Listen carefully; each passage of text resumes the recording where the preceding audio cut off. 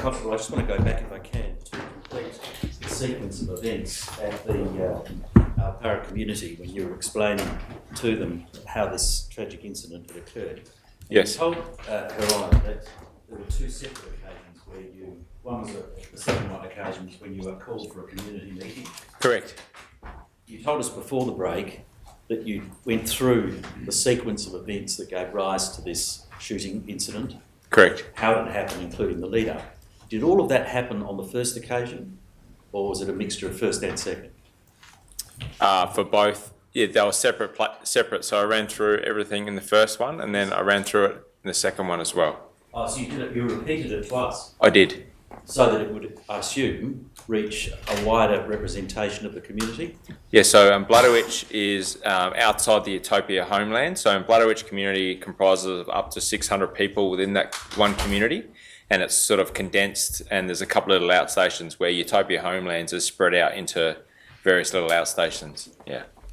At any stage on either of those two occasions where you describe to those who were present how this incident had occurred, did you in any way suggest that somehow Zachary Rolfe was at fault? No.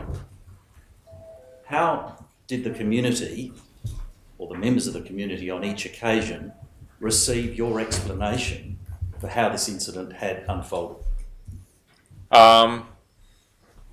They asked it a couple of different times. The first one, they sort of didn't ask that many questions, and then when I come in after they deliberated, they were happy with me in the sense that of my interactions in the involvement in there, and they shook my hands. Did they welcome your explanation? Yes, yeah. So, and the second occasion as well, they respected obviously my explanation, and that's when they put in a couple of. They wanted us to do certain things when we look for them, because obviously they don't want that sort of thing to happen in their community, and so they asked, can you approach an elder when you come to yeah. That in a moment, that is the specific. You touched on this yesterday. Yes, the correct. Specific request that they made of you. Yes. In the hope that might avoid repetition of this incident. Correct. I understand. Yes. All right. What I want to ask you about is. They obviously respected the fact that you had, sorry, starting again. The two occasions that you had these meetings occurred after the committal hearing. Correct. I think it's fair to say, is it not, that before the committal there was a great deal of publicity which was misinformation at all sorts of levels. Correct. Clearly did not represent the facts that had occurred. Correct. And so against that background, was it important for you to explain to the community what in fact had happened and what had been the catalyst for this tragic shooting? I think on the side, I think that was one of the reasons, because there was a member within the community. He was a stakeholder, so not from there originally, and he was. I heard that he was spreading some negative rumours about it, and obviously didn't know the correct story. So that was another reason that was helpful, I think. So it was important for you to convey to that community what had in truth happened. Correct. As opposed to rumour, innuendo and false allegations. Definitely, yeah. And did they seem to welcome the fact that they'd actually been told what had happened? Yes. Right. Now, one of the things that they discussed with you, when I say they, senior members of the community, was ways in which this incident could be avoided. A repetition of it. Yes. And I think the example that you gave yesterday, and you touched on it a moment ago, was the idea that nominated and identified particular elders could be spoken to in the hope that they would then, as it were, seek out and find the person that needed to be apprehended and hand them over, as it were, or facilitate the handing over to avoid this sort of confrontation. Yeah, well, direct me to, if it was a young fella, their parents, for example, and then speak to the parents, and then they would facilitate, handing over their son in a peaceful manner, yeah. Did you have any understanding at all of the extent to which Julie Frost, for example, had attempted to engage elders within the Uindamu community to have Kumanjayi Walker hand himself in before the shooting incident? No. Have you come to understand more about what had happened even though you weren't aware of it at the time of the shooting? Yes. And is that a similar sort of approach, a hopeful approach at least, that if elders can make sure that the individual who's to be apprehended, forget Kumanjayi Walker for a minute, anybody is to be apprehended, hands themselves in, then of course that results in a peaceful solution? Yes. But your experience within communities would tell you this much, though, would it not? That that's not always possible. No. There are some who simply do not comply with elders. No, that's right. We at least try that in the first instance to gain that. But if you're not getting the result, or they're hiding them away, and and you're hearing that they are in community from other community members, then you have to go about it a more direct way to try and find them. And is it your experience that on occasions members within the community do try and hide offenders away? Correct. And that can be a problem from a police perspective. Correct. I want to turn back now, if I can, to I've nearly finished, a couple of matters that you touched on yesterday.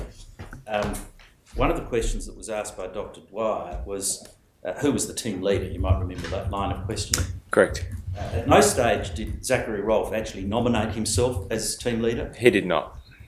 Nor did anybody suggest to you that he was a team leader.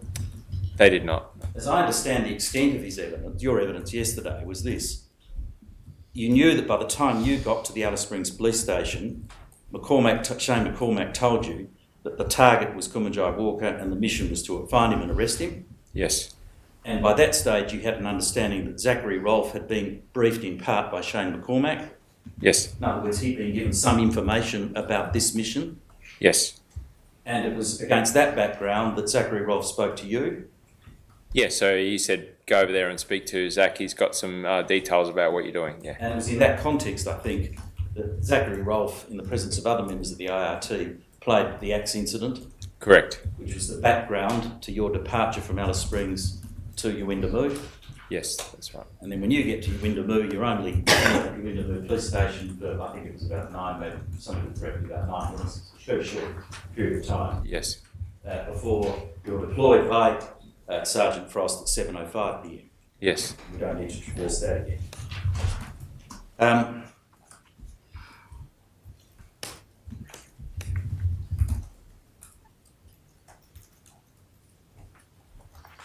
Excuse me a moment, Your Honour.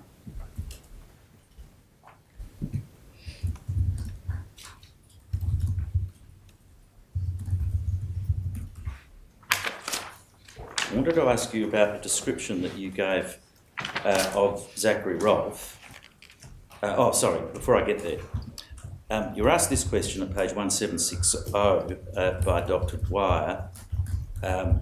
Did you think this job, in terms of the arrest of Kumanjayi, as either a green role or a black role? And you said no. Question, why not? Answer, because it wasn't designated. We weren't operating to that level. To me, it was just a general search for an arrest target and arrest him, something that a general duties officer might do. Correct. I just want to unscramble that egg if I can. Yes. The IRT, members of the IRT, can be deployed in two different ways. On this occasion, general duties, but the team was made up of IRT members. Yes. Or it could be categorised as high risk. Yes. And in the normal course, as I understand the function of the IRT as it existed back then, if it's a high risk deployment, you cordon and contain is the practice, that's the training, yes, until the TRG arrive. Correct. This was not one of those missions. No. It hadn't reached that level. Yes. And in terms of general duties, forget the fact that for a moment you are, as it happens, all members of the IRT, which gave you each an elevated level of experience and expertise. But leaving that aside, when one deals with general duties as a police officer, would it be the normal course to have a true arrest plan in circumstances where you're looking for somebody to be arrested? No. No. Is it no more than we'll go and see what intelligence we can get, we'll find out where they are, and then we'll apprehend them? Correct.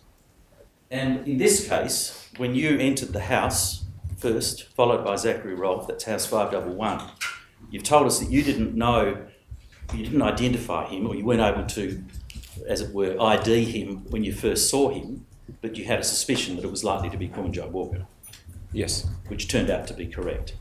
Yes.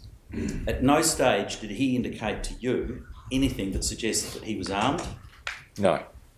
In fact, quite the opposite, as we know the scissors were secreted in his pocket, or at least we now know. Many questions have been asked about could or would have happened if things had been different, and framed in terms of hindsight. Now, hindsight's a wonderful thing. Yes. We can all look back and learn from an experience.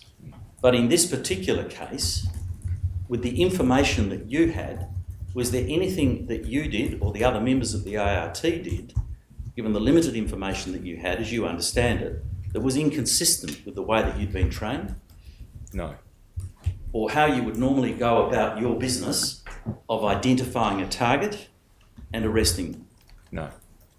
Was it perfectly consistent with what you would do day in, day out as a police officer, regardless of whether it was an Indigenous offender? Yes. Regardless of whether the arrest would take place within the community? Yes. Whether it would happen, for example, in Alice Springs? Exactly the same. Now, yesterday you were also asked this, page 1761. You said you didn't know Zachary Rolfe, or didn't know him well. Yeah. And then you said this, I think everyone sort of knew, you know, of him because he was pretty proactive sort of police officer. And then you were asked, what do you mean by that? And you said he was energetic and, you know, was happy to look for arrest targets. And, you know, you see people in the police who are proactive and energetic people and are a little bit sort of relaxed and sort of a little bit complacent, I guess, at times. And then you went on to say, we were a proactive team ourselves.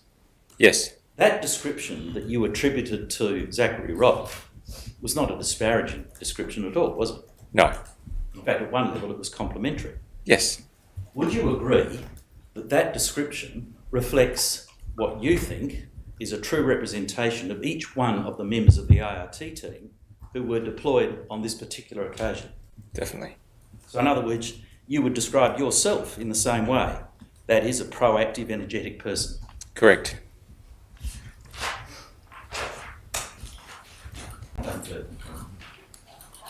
Oh, sorry, just sorry, Ron. Oh, do you want to just give you the general order? Yeah, yes, and I'm not, it's not part of our brief already, is it? I don't believe that it is, you're right, we'll give that an exhibit number in due course, Mr. Edwardson. I think, Your Honour, Mr Suttner has indicated that he would like to ask some questions on behalf of Sergeant Bowens. So Mr Suttner, you're on the phone. That's correct, Your Honour. Thank you. We'll see how we go. Of course.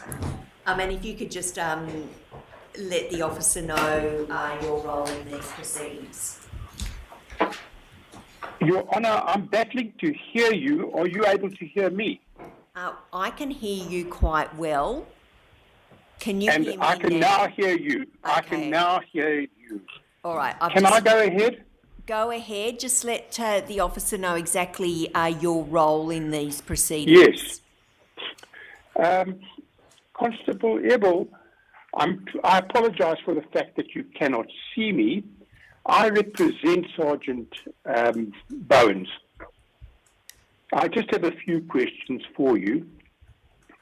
First, it's correct that most of the work performed by the IRT was performed in remote communities. Yes, from my memory, that would be correct. Yes, and you mentioned that Yundumu was the only time that you were involved in an arrest for the IRT. Yes, that's correct. Now, so most of the IRT work was geared at restoring and maintaining peace in these communities? From my involvement, the other two occasions were around that, yes. Yes, and in fact, protection of the communities. Correct. Yes. And funnily enough, even arrests within the communities are usually in protection of the community as a whole. Definitely. Were you ever aware of the IRT using excessive force? Not to my knowledge. Yes. And my client, in fact, was the officer in command of the IRT. Yes. Correct? And he was passionate about maintaining the IRT and maintaining it at optimum capability. Yes, that's right. And behind that, there was also an equally passionate approach to policing and to securing and protecting these communities. Yes, that's correct. Yes. He was also always looking at less lethal forms of weapons to assist in de-escalating potentially violent situations. Yes, that's why we had the beanbag shotgun as one of those less lethal options. Exactly. Now, yesterday, you mentioned that you had never encountered racism in the IRT, Correct. and nor had you encountered the particularly racist words that had been put to you when you were examined. Correct. In fact, to the extent that a particular text message was attributed to my client, can I say that you are absolutely shocked that that was attributed to him? Definitely, yes. And that it is entirely out of character with the man that you know? Yes, that's correct, yeah. Are you aware of the struggles that my client had in his attempts to get the Southern Command Executive to provide funding and opportunities to maintain the training and the equipping of the IRT? I had some idea, not to the full extent, but I was aware that there was a struggle to get new equipment, which we just got as the team was suspended. Yes, and in fact, some of the equipment you used, like your vests and helmets, were hand-me-downs from the TRG in Darwin. Yes, that's correct, and they were also expired, I believe. Yes, yes. And just to conclude, the case of Yundumu, the IRT was called there to help. Thank you, Your Honour. No further questions. Thank you. Yes, Mr. Reid.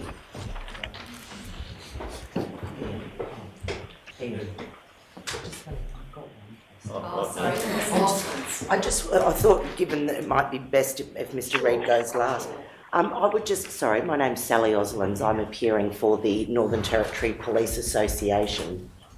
I just wanted to ask you ask you some further questions about the evidence you gave yesterday about when you arrived back in Alice Springs on the 10th of November, following the incident, obviously, at Yuendamu. And I think your evidence was that upon arrival back in Alice Springs, you said you had a quick chat to union reps for welfare checks, and then you went home from there.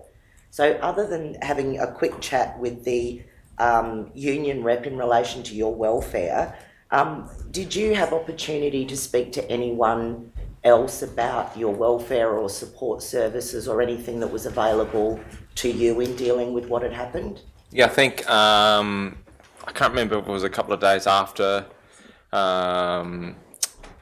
were informed that we had to come and speak to someone from that department, from welfare, just about, how we're feeling and that sort of stuff. So. Sure. And did you do that? Yeah. And do you recall who you spoke to? I do not, sorry. So on the 10th, though, you got home you said you got to the station and then you went home.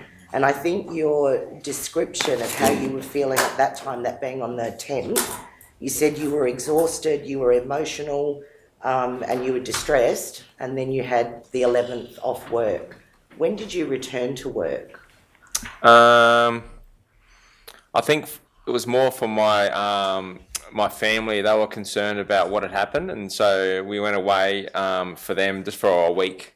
And I think it was about a week later I come back to work. Okay, so you got to have a bit of a break. A little bit, yeah. So you've given some evidence about attending at Zachary Rolfe's house on I think it was Monday the 12th.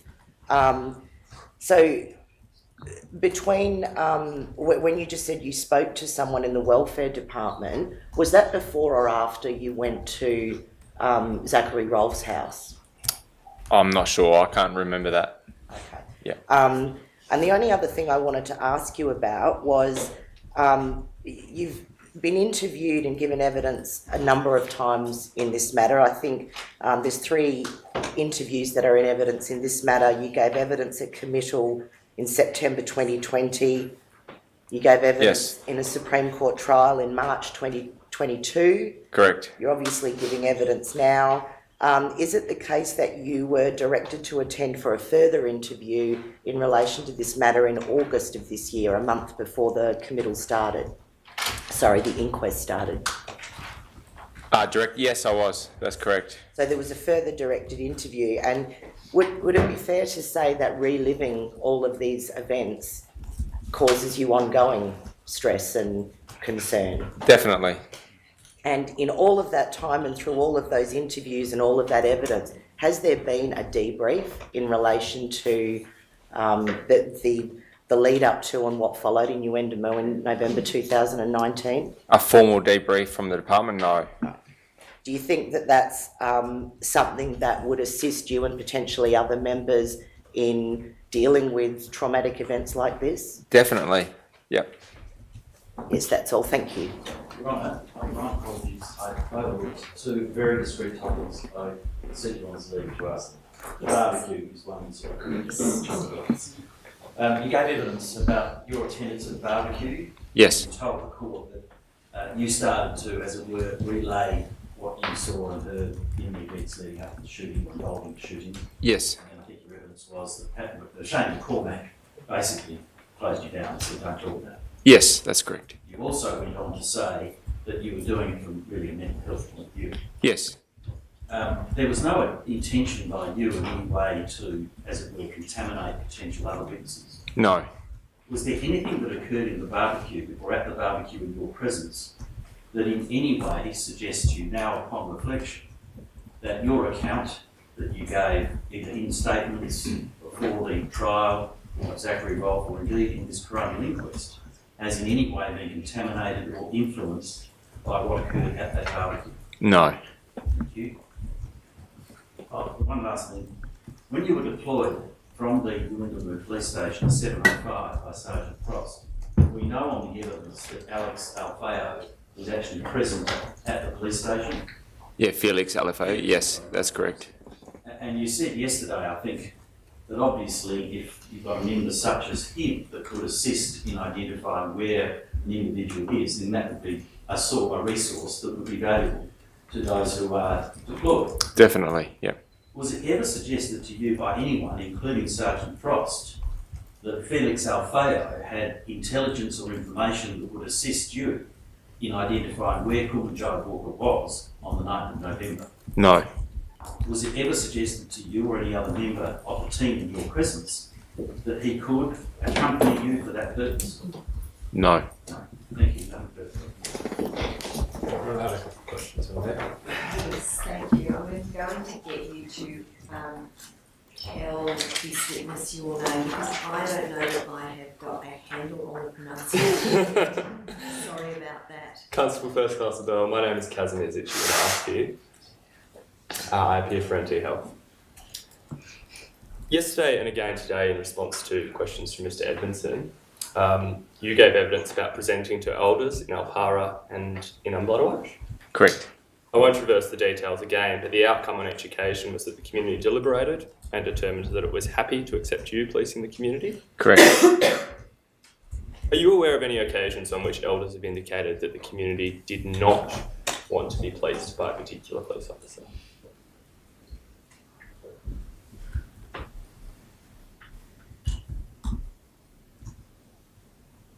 I think after the incident at Yuendamu, I believe they were saying that they didn't want Sergeant Frost to be the sergeant there because she was expressing they don't want me here, I have to go. And no other occasions? Not that I can recall. Are you aware of any occasions in which communities have requested that particular staff from other organisations leave the community? Yes. How many occasions? A couple of occasions. While out at Utopia, it was in relation to health actually. Could you tell me a little bit more about that? There was an occasion where there was a death of a community member, and the way the nurse manager handled it was questionable, which the community weren't happy with. They were speaking to the CEO of because it's an Aboriginal organisation. It's not through NT Health. They were encouraging the CEO, questioning why she's still doing here, and he wouldn't move her on. And so the board got together, and this is trying to remember, but removed the CEO from the community and the nurse manager as well on that occasion. Yeah. So just stepping through that again a little slower, there was a death in the community. Correct. Patient. Correct. The patient medical assistance was provided to that patient by the health service. Yeah, which was up to an unsatisfactory level in the view of the community, and also was questioned some stuff by police. Yep. Subsequently, the community asked that the nurse manager and the CEO leave the community. Yes. Thank you. No further questions. I think it's your turn, Mr. Reid.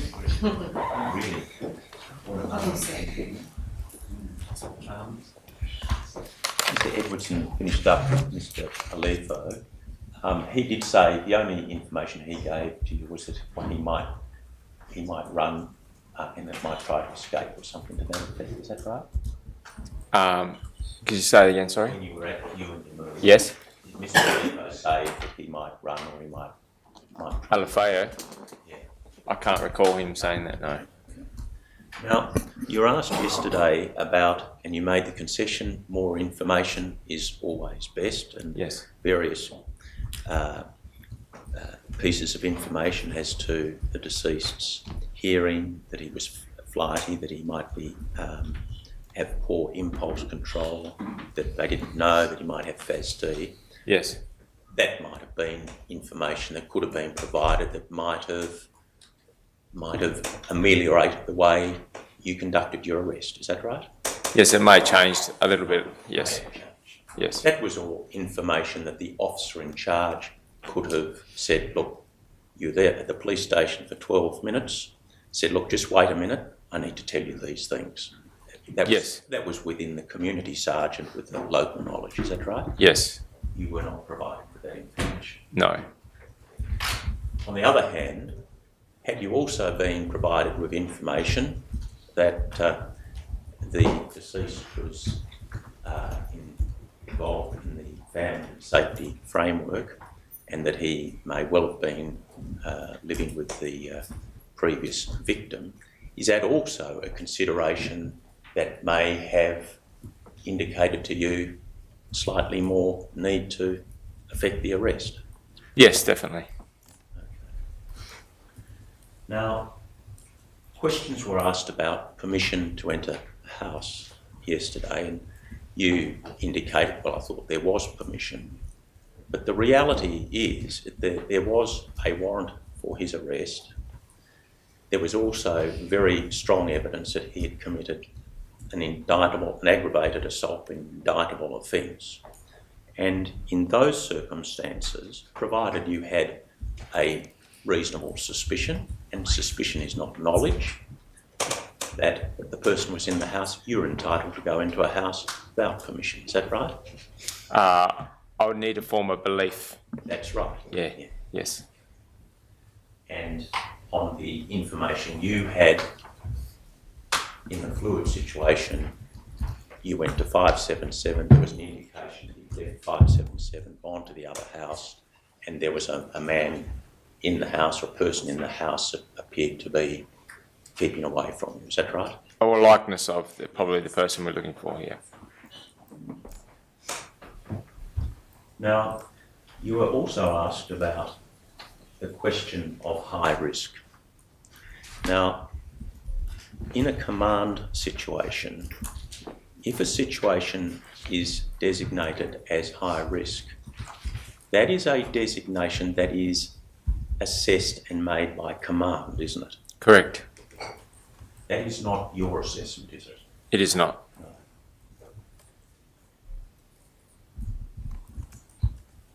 That assessment that he was high risk was not made in this situation, was it? It was not.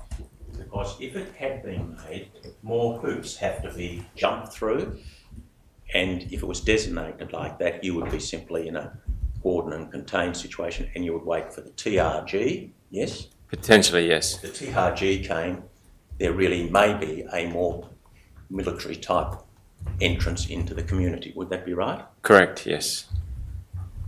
So by not being designated as high risk, it meant you didn't have the TRG. Is that right? Yes. Now, had the situation been that you watched a video at the Alice Springs police station and you or some of the others looked at the video and said, look, this is just too risky for us to do a general duties stroke elevated with your experience. This really is a high risk situation. You could have said something to Mr. Sergeant McCormack and said, look, this needs to be reconsidered. This is a bit hot to handle. And it could have been reconsidered. Is that right? Yes, that's right. That were the case. That was not the case. And even though you saw the video, all of you were comfortable that this was appropriate to be a general duties type arrest. Yes. Given your particular extra training and experience. Is that right? Yes.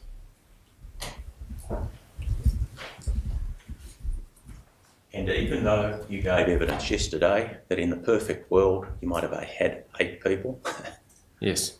that's not the real world, is it, of policing? It is not. You were also asked, Mr. Herbal, about planning on many occasions. And I think my learned friend, Mr. Edwardson, has covered this, but with a normal general duties type arrest, there's no formal written plan, is that right? There is not, that's correct. But to say that there is no planning is, I suggest, a little misleading, and I put it for this reason. Your training is the default planning, isn't it? I would say that is correct, yes. Because that is what you fall back on in a fluid situation, isn't it? It is. So you could have gone to a house and you could have written down and said, right, we're going to go to this house, let's pause for a bit, jot it down on a piece of paper, write it in the dirt or whatever, and said, well, you go around the back, dog on the side, Husker will go on the front. This is what we'll do if he does that.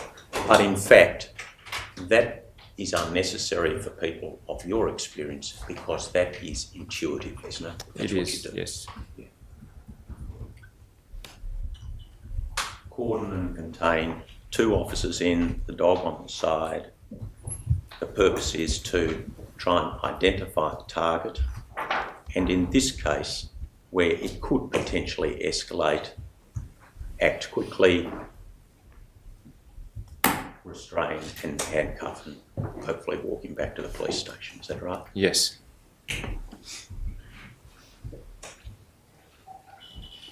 in circumstances where you've seen the video, it's not really appropriate just sort of to stand back and talk to him and chat. Is that right? You needed to act quickly, would that be fair to say? Yeah, be dynamic. Very dynamic.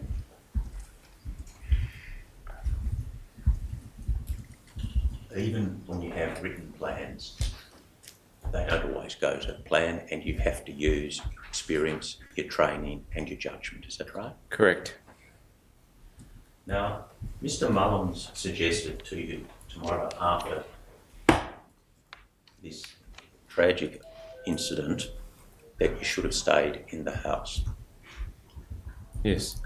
I might put these propositions to you. I'll put that later in relation to the plan.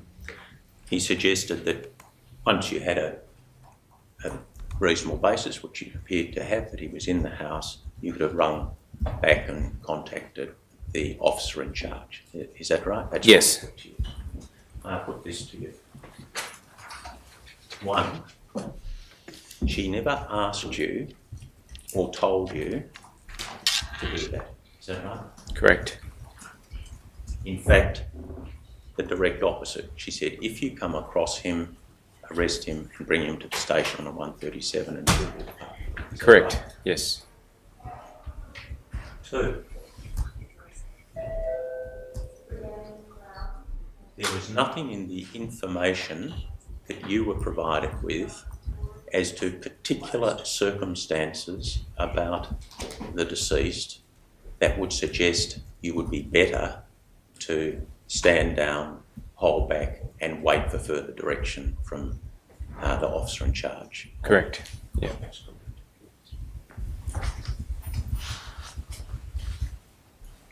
There was nothing you were told that indicated that you should not act decisively and quickly. Is that right? Correct.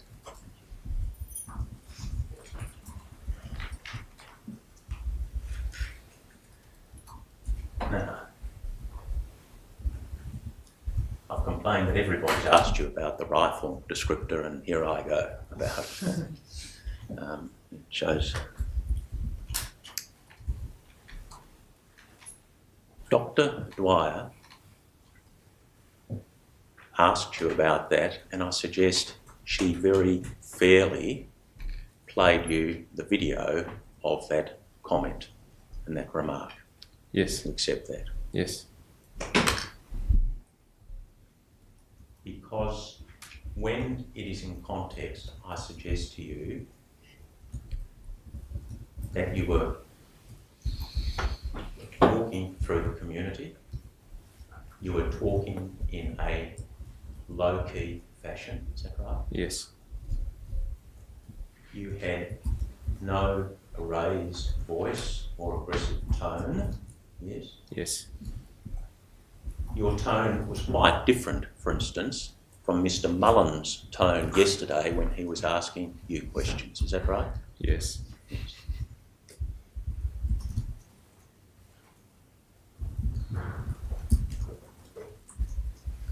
On reflection, you have said, well, it wasn't a necessary remark to make, and you're apologetic. Correct. Yes.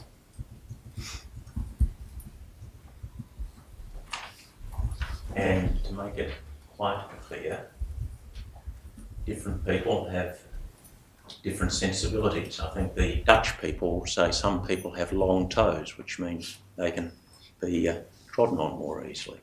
I think that's one of my problems. You never intended to cause offence or hurt to any person, did you? No, I did not.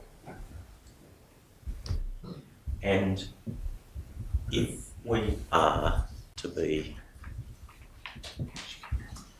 quite blunt about this, irrespective of you saying, well, I didn't think I needed to take a long rifle, the reason was that even though it was general duties, this was a precaution that one of your other members felt he needed to take for whatever reason. Yes. The suggestion that the rifle was brandished is entirely false. Is that correct? Correct.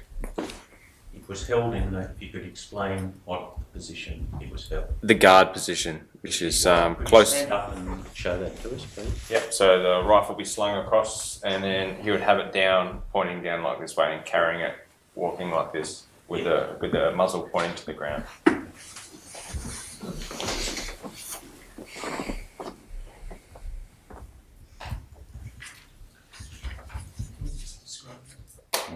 Sorry.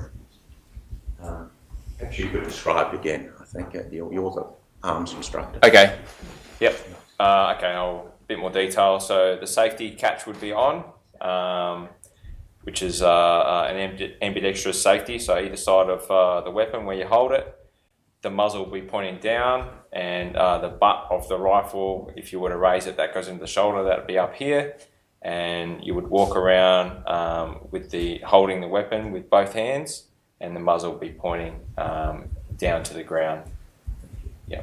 And is that really the least pretentious way of holding a weapon whilst walking around? That is correct. Yes.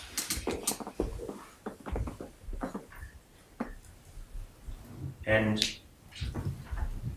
Mr. Mullins also made the suggestion that the rifle was taken into the community after your arrival to take down the deceased. Is that a totally offensive to you? Very much so. We don't have guns to shoot people. We have guns for two reasons: to lawfully destroy animals or to protect human life.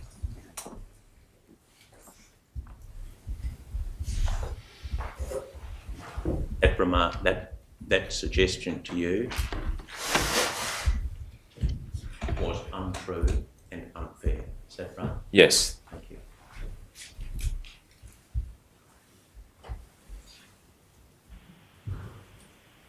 And it's again a perception of perception, and I can assure you that Mr. Mullins didn't intend any offence towards you. He's my colleague, and I'm quite sure he was putting what he thought was appropriate. But for you, that might feel offensive, is that right? Oh, definitely felt offensive. Yes. It's a question of perceptions. Yes. Then Mr. Mullins suggested, at this stage I think he did retract it, that by not staying in the house you failed in your duty. I want to ask you these questions. What type of first aid kits are normally in the vehicles that you would patrol around in? They're just a basic first aid kit. They're not like a trauma pack, so it's just as we would take to the shooting range. We've got a proper trauma pack, but they're just a basic first aid kit. Am I correct in saying that not only for police but for all first responders, the first rule is assess danger, and perhaps the other side of the coin, is it safe? Is that the first rule? Yes, danger is the first rule. Is the first rule? I think there's an acronym of some kind. Doctors, ABCD. Yeah. Okay. And that comes from the well-known saying that you have to be able to look after yourself first before you can look after other people. Is that right? That's correct. You were told, and in fact, your friend, Tony Hawkins, but he was a senior constable, in fact. Isn't that right? Yes. He was outside, and you were told, if not ordered, by Senior Constable Hawkins, who was outside, that it was not safe and that you needed to extract. Is that right? Yeah, that's correct. That was a call that was made. Yes. You relied on him, firstly, because of his judgment. Is that right? Yes. And followed his direction. Is that right? Yes.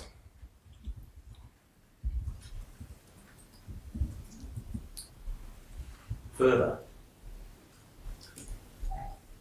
you knew Mr. Walker had been shot by now, didn't you? I did.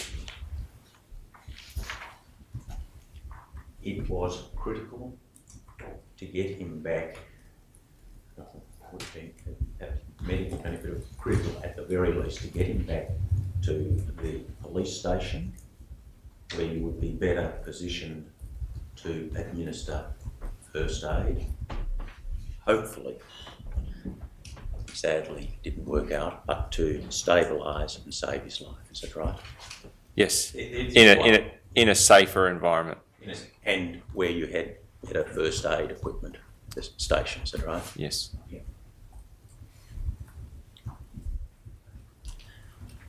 When you were caring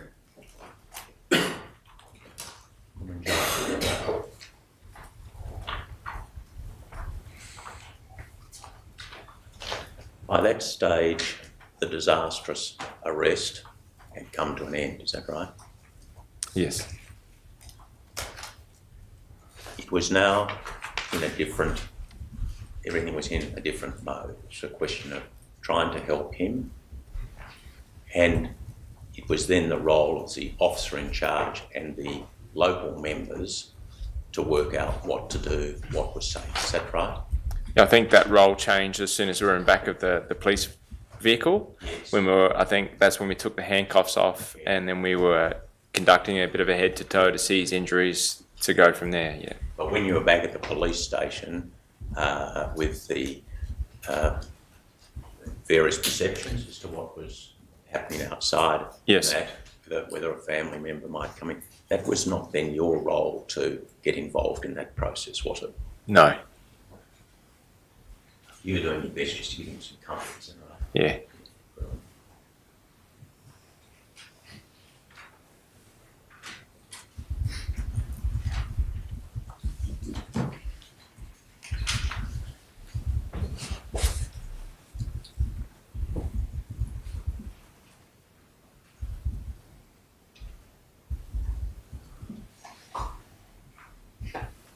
And perhaps just picking up and really, it's Edwards has really covered this. This question of making a decision as an IRT person as to whether you take a rifle or whether you don't. These are balancing considerations of a critical nature of the question of, is this a matter that's important for protection of life versus avoiding perceptions of over-exercise of police power. Isn't that right? It's a balancing exercise always, isn't it? Yeah, definitely.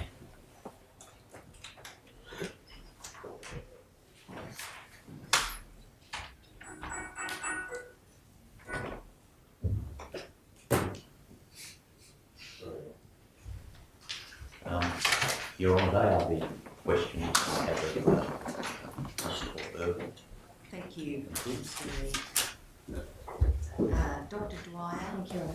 You're on a content for me to continue. I think I have at least 20 minutes of re-examination, Your Honour, but if you're honest... I'm pretty sure that the officer would prefer to finish and then have the lunch break. Yes, please. Okay. If no one else objects, that's the way we'll proceed. First, Constable, I just want to take you to some matters that have been raised to give you an opportunity to comment further if you wish. The first is in relation to some questions that Her Honour asked you about being presented with an edged weapon. In the trial of Constable Zachary Rolfe, you were asked a question by senior counsel prosecuting, were you taught that when presented with an edged weapon, you have the option to draw your firearm? And you replied, depending on the circumstances, but potentially yes, depends on the situation. That's the case, isn't That's it? correct, yeah. And you go on to note, I'm summarising your evidence, that one option is to draw your firearm if that's warranted by the circumstances. Another option is to try and de-escalate using voice commands. Correct. Depending on the scenario. And I'm going to suggest to you the absolute worst case scenario for any police officer, such as yourself, well, I'll limit it to you. The worst case scenario for you as a police officer is to have to discharge your weapon, correct? Correct. That is absolutely devastating for someone like you who goes into the police force to serve and protect. Am I right? You are right, yes, correct. So you want to avoid it at all costs. Throughout your career, you have obviously had many hands-on arrests. Yes. And I think Coronial was asking you some questions about how many occasions have people managed to get away from you in those circumstances? Yes. Very few or none, is that right? Yes. Okay. Have you been threatened with what is often called or what is sometimes called, at least in this context, an edged weapon, a knife, for example? Yes. Have you ever withdrawn your firearm? Yes. How many occasions do you think? Once in relation to an edged weapon. And what was that edged weapon? A machete. That's the one that you described earlier, is that right? Have you told us about that yet today? No. Where was that? That was in South Australia Police, actually. An offender at a police station who presented a machete, is that right? Not at a police station, but on a public street. Did you discharge your weapon? No. What did you do? I gave him tactical communication, so I was verbalising. He wasn't threatening me, he was threatening another person. The other person was on the other side, sort of off a little bit to the left. The offender was there, and he had a machete. We popped around the corner. I hit tapped the siren so he would spin around and take his attention off of that person. I drew my firearm because if he ran at the victim, I wouldn't be able to gain that distance, and communicated, dropped the weapon, which he chucked away straight away. Yeah. You didn't have to shoot somebody. That was a good day, correct? Yes, 100%. In your work up here in the Northern Territory, have you been presented at all with a knife on any occasion? Yes. How many occasions do you think? That was one occasion where it was presenting to me personally, yes. And what did you do? Communicated with him from a distance. He had two knives, actually. He wanted us to shoot him. That was what he was trying to achieve. So I had my colleague with me. She was behind me. I was comfortable. I started to get a bit closer. I had a taser on me at the time. As I got closer, he raised it up like he was going to throw the knife at me. So obviously that's the way he wanted to go. So then we created a distraction. The vehicle come from behind and drove up to him, which made him turn. It gave me the opportunity to move in and utilise my taser, and we effected the arrest. How much distance was there between you and that person when he was presenting the knife and looking like he was going to throw it? Maybe from myself to the fire safety door over there. 15 maybe? 15 metres for the transcript. Being able to maintain that distance was an important part of risk assessment and planning, is that right? Well, from my perspective, yeah. I'm involved in some sports, and I'm a good judge of my ability to react over that distance, yeah. You didn't have to shoot someone on that occasion. That was a much better outcome for you as an officer, and obviously for that individual, correct? Correct. Are there any other occasions where you've used your taser? Yes. And what sort of occasions have they been in response to? Someone trying to physically assault, and then I've used that to immobilise the threat and arrest that person. So in general duties policing, in an arrest context, a taser is an effective option and non-lethal. Is that your experience? Yes. You were asked some questions. I'll withdraw that just before I go on then. Just thinking about a taser, I've asked you some questions and I'll come back to them about planning and risk assessment and what might have been done better yesterday in circumstances of planning for Kumanjayi's arrest. do you think that, given your reflections about it being similar to a general duties arrest, it would have been a good idea in hindsight for all officers to carry their taser? Yes. You were asked some questions by particularly Mr. McMahon about the AR-15 weapon. I just want to make this clear, particularly for people on the live stream. You yourself had an AR-15 available back in the station at Yuendamu when you went on the 9th of November, correct? Yes. But you made a decision that you would not take it out into the community in relation to the arrest of Kumanjayi. Yes. In terms of working as a team, if you're 4 members of an IRT, as you were on that day, plus Donaldson, if one of you has an AR-15, it limits their options in terms of hands-on arrests in the community. Do you agree with that? Yes, because the rifle would get in the way. Yes. And you can't exactly put it down on the ground and leave it unattended while you effect a hands-on arrest, can you? You could try and sling it around the back, but we only had the single point sling. I don't know if you know the 2-point and the single point sling, but the single point sling, it will just dangle and it will potentially come around again. So, which could, hit yourself or obviously the person you're trying to arrest. Yeah. So in those circumstances, your colleague who had the AR-15 was not going to be able to leave it dangling on his body and use his hands in a hands-on arrest. Is that right? It wouldn't be ideal. Yes. It would present a danger to him in those circumstances? It could be, yes. And potentially to another community member, is that right? If someone had access to his... Yeah, well, it could, while he's grabbing the defendant or whoever it is, they might be able to grab his weapon, potentially, yes. This might seem like an obvious question, but if you were going to effect a general duties arrest, you wouldn't be carrying an AR-15, would you? No. You were asked some questions about the briefing that happened in Yuendamu with Sergeant Frost.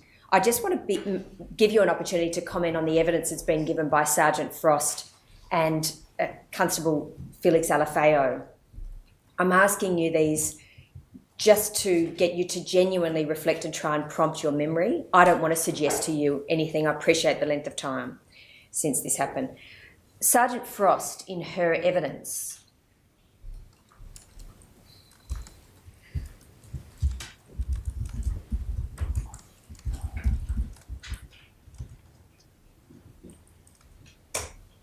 that is in these proceedings, was asked the same questions to just reflect and try and give us her best memory.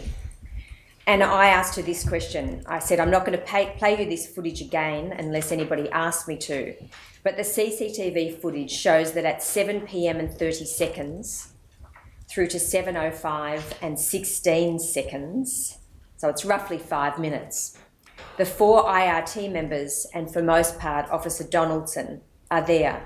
What was said to you, what was said by you to those IRT members during that 5 minutes or so?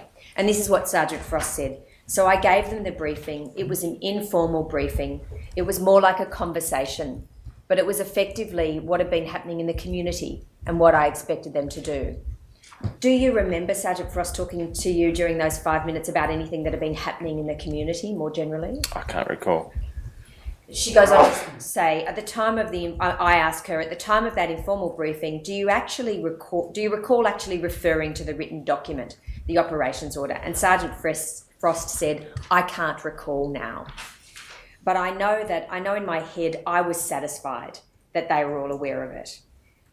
I asked her how she satisfied herself of that, and she said, I know that the plan was on the table. Did you see the written operations plan at all on that day on a desk in there? I do not remember seeing that on the desk, no. Sergeant Frost said that in her memory she made reference to the fact that they'd all seen the emails in relation to the written operations order. Do you recall that? No. Do you think it's possible, given that memories can differ about events that don't appear to be that relevant at the time, do you think it's possible Sergeant Frost said something like, did you guys all get the email? Potentially, yes. But what would have actually assisted you in those circumstances, I take it, is for someone to hand you the written operations order and go through it with you at the time. Yes. And that would have really drawn to your attention what the fact that there was a written order, firstly, and what was being suggested in the order. Correct? Yeah, it should have been laid out like a SMEAC briefing. We call that, yeah. What does SMEAC stand for? Situation. The situation is, we're here. We need to arrest Kumanjayi Walker. This is the mission is to effect a peaceful arrest. With no injuries, for example. Execution might be time, place, etc. What you're doing, command and control about basically admin logistics. How you're getting there, what you're doing, and yeah.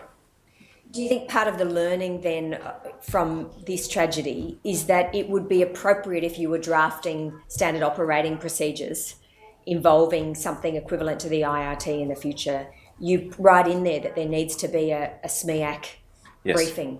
Yes. What did the C stand for? Oh, I think it's communication control. Yeah. Yeah.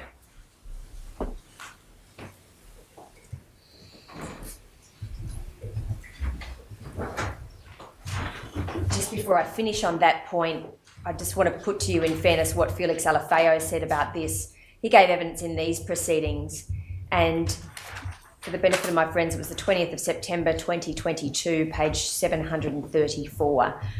He said he's asked what he overheard during the briefing when Sergeant Frost was there with the IRT.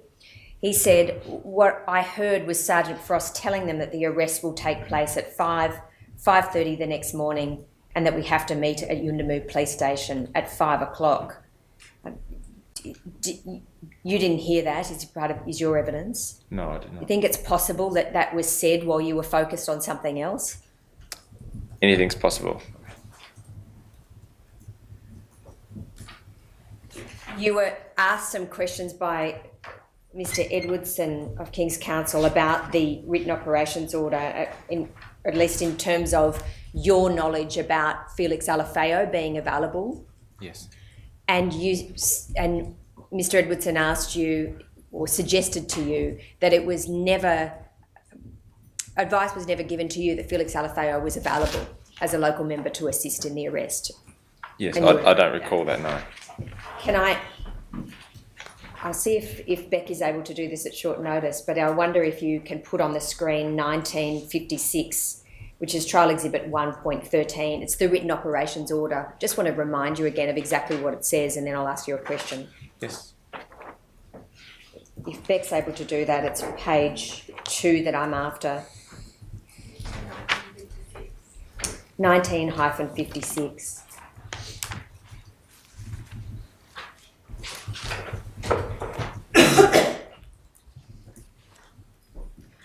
It might be easier. Her Honour, I'm grateful, Your Honour. Thank you very much. Her Honour will just hand you a written copy.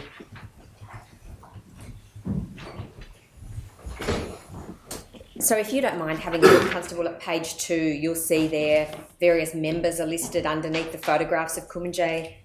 And then there's the plan for day 1, 11 p.m, IRT commence duty and conduct high visibility patrols and respond to call-outs. And you've already given evidence, you didn't see this. Yes. Over the page, you see 5 a.m, Donaldson, Yuendamu Alafeo commence duty along with IRT members to effect arrest of Walker. Yes. So you see there that what Sergeant Frost and Sergeant McCormack had actually written in the plan approved by Constable Nobbs is that Felix Alafeo would be available. Yes. And if you and other members of the IRT had read that plan, that information would have been available to you too. Yes.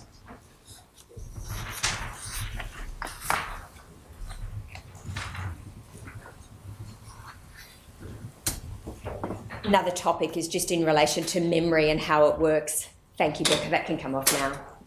I apologise for not giving you notice, Becca.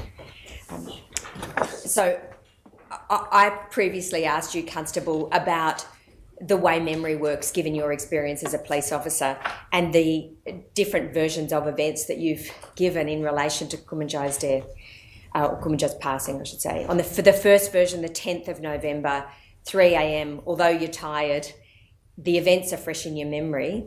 Yes. And you are asked to give a free-flowing account of what happened without anybody suggesting to you in the way that lawyers often do about particular ideas. Do you agree with me? That's correct, yeah. And so that makes that account that you give particularly significant, doesn't it? I think so, yes.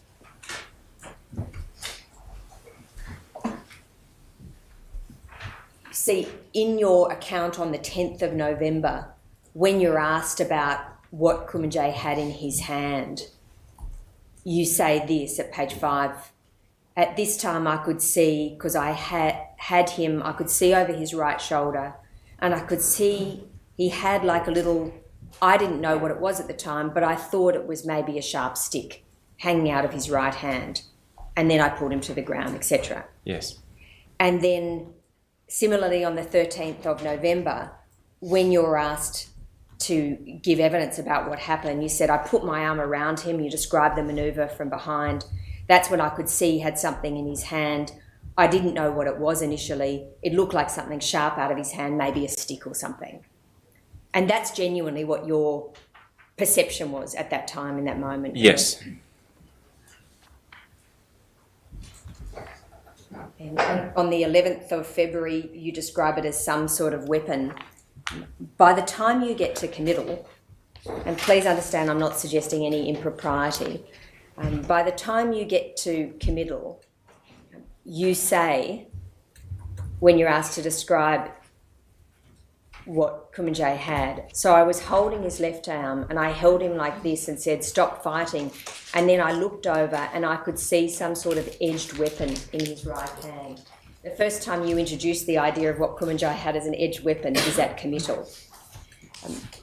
In the preparation for committal, I'm not suggesting any impropriety, you had spoken to Constable Rolf's legal team, is that right?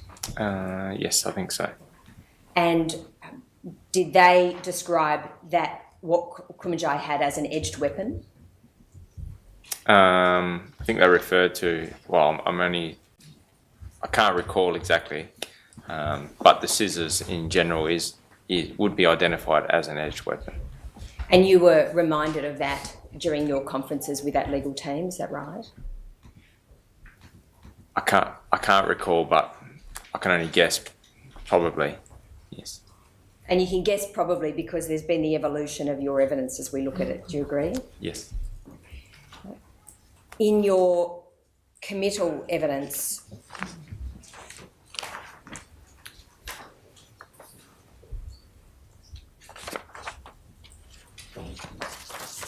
I would draw that. In your early interviews with police, you talk about when you first watched the body-worn video footage on the 9th of November when you were in Alice Springs Police Station, and you expressed some surprise they didn't use their weapon, or surprised they didn't draw their gun or their firearm or something like that. You are in no way critical, you've given clear evidence, at that time in no way critical of the community police, are you? No. By the time you get to committal, you give some particular evidence about this. And you talk about those officers being struck with fear.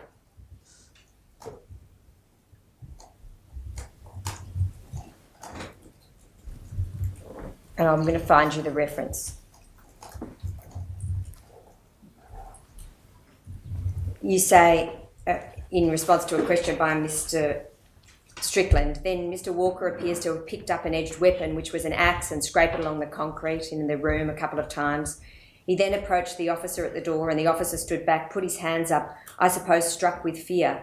The other officer retreated back into the doorway at the entrance of the house. And I suggest to you that you said that, and then Mr. Edwardson, when he was cross-examining you, suggests to you various things, including, and indeed they appear to be frozen, almost incapacitated as a consequence. That's what seems to emerge from the video, and you say correct. Can I suggest to you, Constable Ibo, you have no idea, do you now, sitting in the witness box, what the reasoning was of Constable Chris Hand and Lanyon Smith when they were faced with that situation on the 6th of November, correct? Well, I don't know what emotion they're going through at that time. That's correct. I'm only making an observation on what I see. Yeah, that's But now reflecting on it, it's not your place to say that they were struck with fear, is it? no. And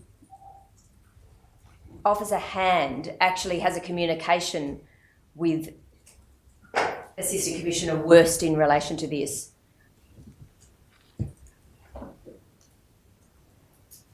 And he says on the 7th of November in an email exchange, I don't think he wanted to chop us up. He just wanted to escape.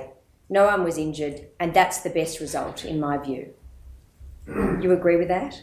That is that if no one's injured, neither Kumanjayi nor police, that's a good day, isn't it? It is. Yes. So you weren't trying in any way to be disrespectful to your colleagues, Officer Hand and Landon No, Smith? not at all.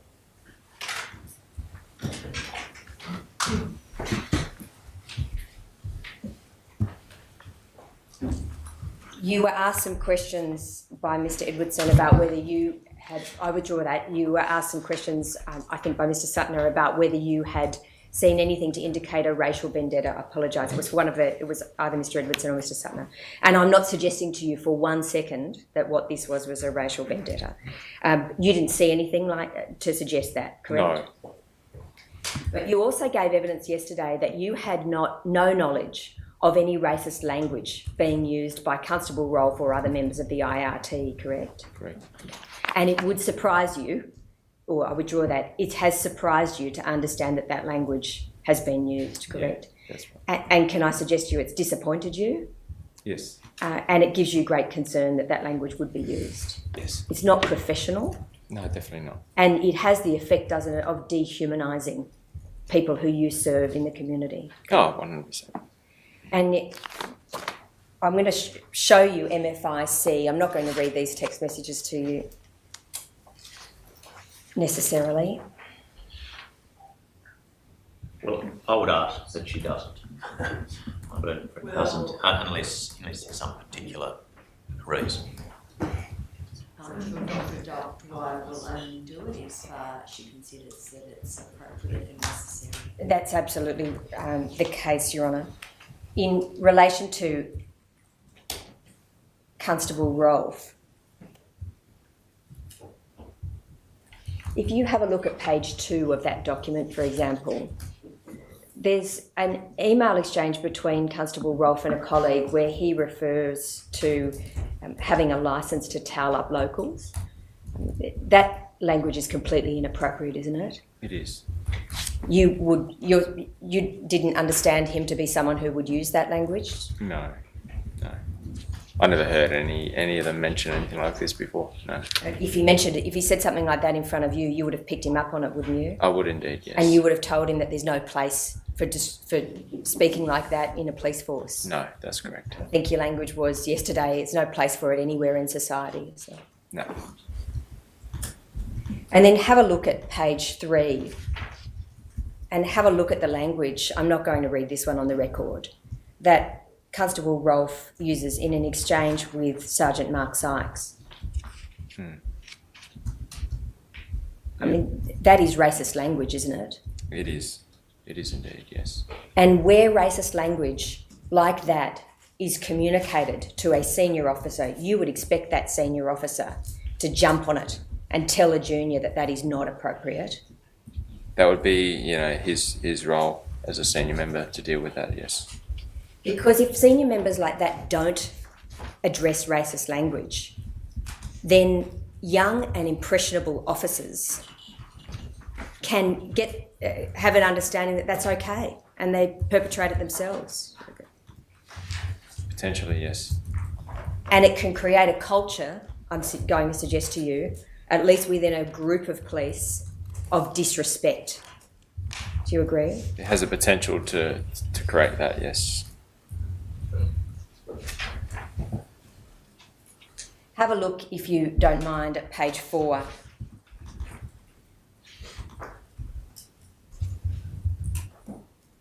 Would you mind just taking the time to read the whole of that page to yourself? Okay.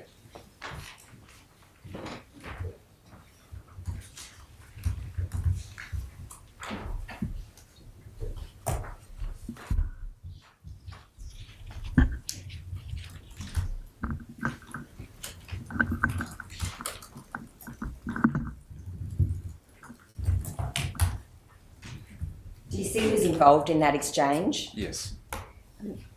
you will see there that firstly, there are disparaging remarks about bush cops there, where Constable Rolfe is saying to Sergeant Bowens, yeah, the bush cops would never have been able to get him, impossible for them. So it was good we went, the bush cops fucked up as usual, and that just meant we had a run instead of getting in cordon properly, so it's all good. He was fair, rapid. And then Sergeant Bowens replies, good job, I'll let Nobs know the details. I want to do more of this stuff. There's a couple we've got for Nobs. And then you see later in the page, Constable Rolfe says, yeah, bush cops blow my mind. I'll tell you about these dudes when I see them. What do you think about Constable Rolfe having used that language to disparage community police or bush cops, that they fucked up as usual? Well, he's referring to a situation, or it must be more than one situation, where he's had dealings with some bush cops, and they haven't been able to do the job to his level of expectation. I'm so sorry. Oh no, it's okay. But it's totally inappropriate, isn't it, to refer to your fellow police officers like that? The bush cops are all hopeless.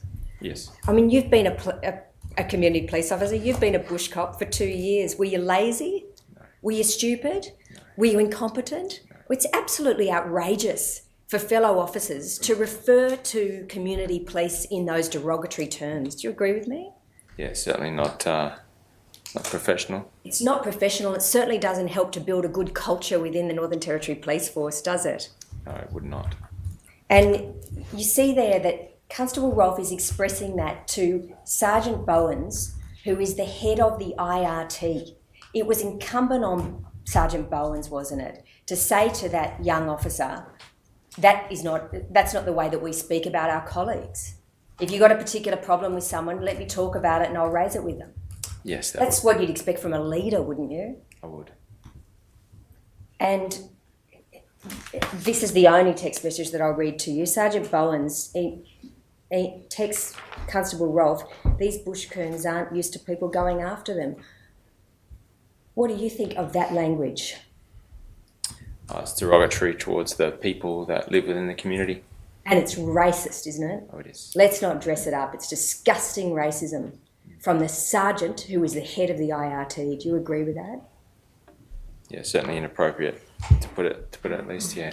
Constable Ebel, you've been asked some questions about the concept of the IRT by Mr. Suttner, who appears for Sergeant Bowens, who puts to you effectively that Sergeant Bowens advocated for the IRT, wanted to get it properly resourced. Yes, that's correct. And that it's important to have, in effect, a second tier TRG available in Alice Springs. Yes, it's...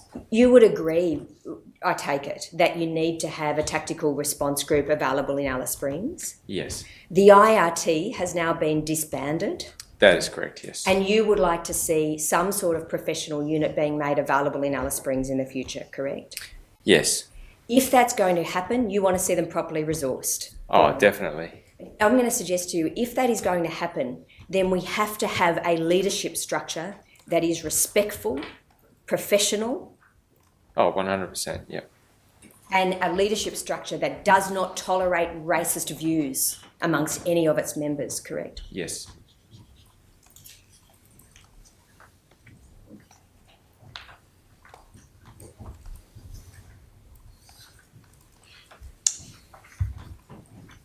You were asked some questions about the about risk assessment and planning. I think yesterday when I asked you about whether it was a green, I think it was green roll, black roll. Green roll or black roll. You said you weren't operating in that level. Can I just clarify, you don't lower your level of professionalism or attention to detail because you're acting in a different capacity though, do you? No, it's a different function you're applying.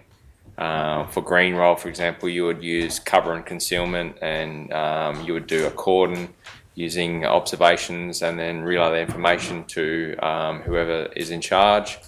And then black roll would be you're potentially searching through a building, every room by room, looking for the threat or whatever it might be. So that's That's a higher level of response, yeah. But it requires the same level of professionalism. Oh, yes. A different degree of planning might be involved depending on how complex the job is, correct? Correct. And how much time you've got Yes. in relation to it.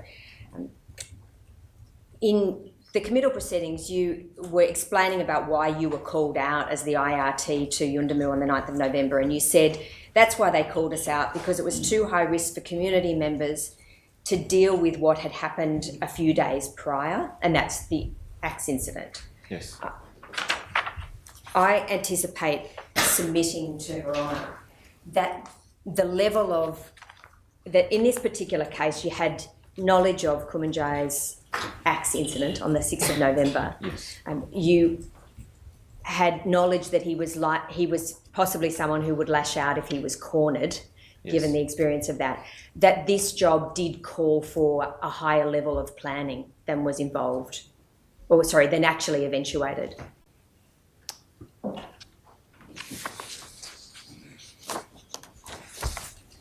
I don't agree with that 100%. Okay. Yeah.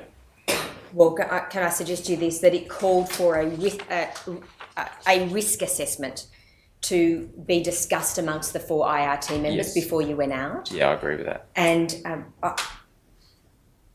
if that was, I would draw that. And it also called, because it was an IRT deployment, there was a level of approval that was required for the deployment. You understand that?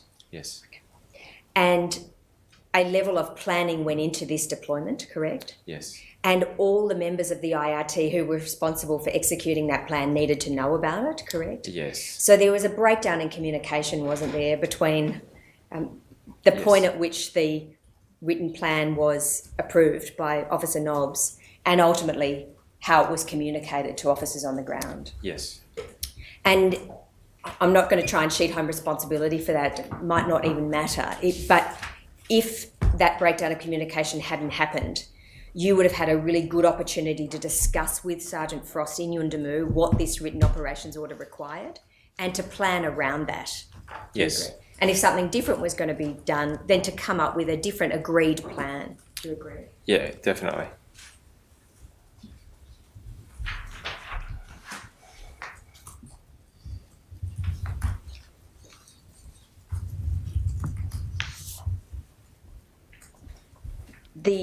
You've given some evidence about those text messages. I'm not taking you back to them.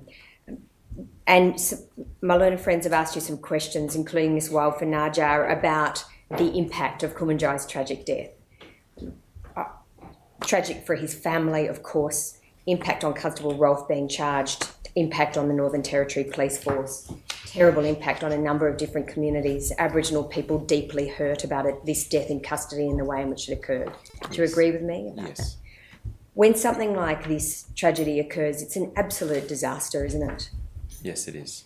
And in terms of the Northern Territory Police Force, it's important, isn't it, for members to try and support each other?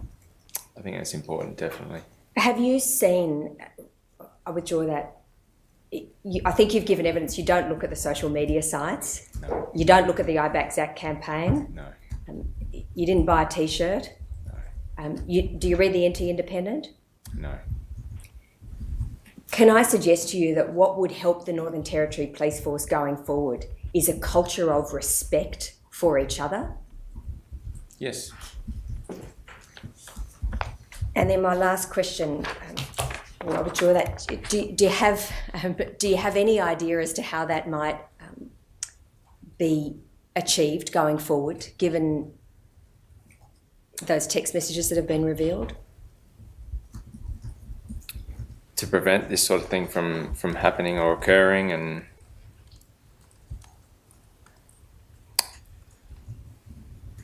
it's very difficult. I mean, obviously it has to come down from management, ideas, suggestions. It's always good, I think, if management use their troops and get ideas from everyone. I don't really have an idea on the spot for you here at the moment, but I mean, if I had time to think about it, I'm sure we could present something like that to management, from all the troops on the ground, and they could come up with a solution, Yeah. So a genuine sort of lessons learnt reflection without trying to blame anybody, but actually learning the lessons. Oh, definitely. You think that would be something that would be helpful for the troops to understand they can participate in? Yes. Final question just relates to the evidence that you've given about community meetings, presenting yourself to the communities when you were working as a police officer. Yes. And explaining the situation. I've have an understanding that some members of the community who are listening into your evidence are particularly interested in that. Yes. I think you've done that twice in 2 areas in the communities. I have. On one occasion, did you say that there were 100 people there or around? Yeah, approximately, yes. And whereabouts did that meeting take place? So that was in Alpara. Yeah. Did you have an interpreter in those circumstances? There was some people there that understood English within the community. They were well spoken, who also talk language. So when I left the room, they were communicating in language, discussing what had happened. Yeah. So did you present yourself and then leave the room so that you left the community to be able to speak about it? Correct. Yes, I did. Was it important to you in those circumstances to try and have the trust of the community? Yes, I think that without trust, there is nothing. And outside the courtroom, when I had an opportunity to talk to you, you just explained one concept of policing that I forgot to ask you about, which is that when you're speaking with community members, you explain to them your concepts of policing or them being part. Can you tell us about that? Yeah, so it's a frame of mind that we need to have as police. So when you go to a community, I know we wear this uniform, but we are part of the community. But the people in the community, even the community here in Alice Springs, for example, they're the police because they are seeing what's going on. They don't necessarily have the skills to deal with de-escalation and that sort of stuff. So they refer to us. We identify this uniform. We understand the law and how to de-escalate situations better than members of the community. But it's the frame of mind that you guys are the police. You guys see stuff. You guys report, and we're here to help as part of the community. And do you feel like in your 2 years you were able to develop some trust and rapport with people in community?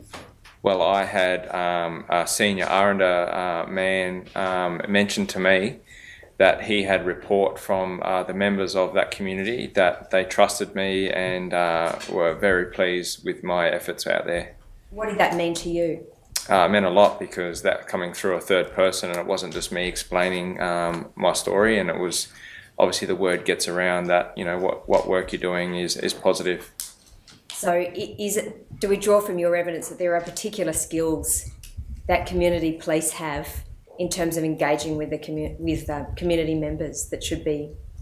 Yes, I think that I think some of those skills or things that I had experienced and shared and learnt out there is skills that some community police could learn, and others are doing that as well already.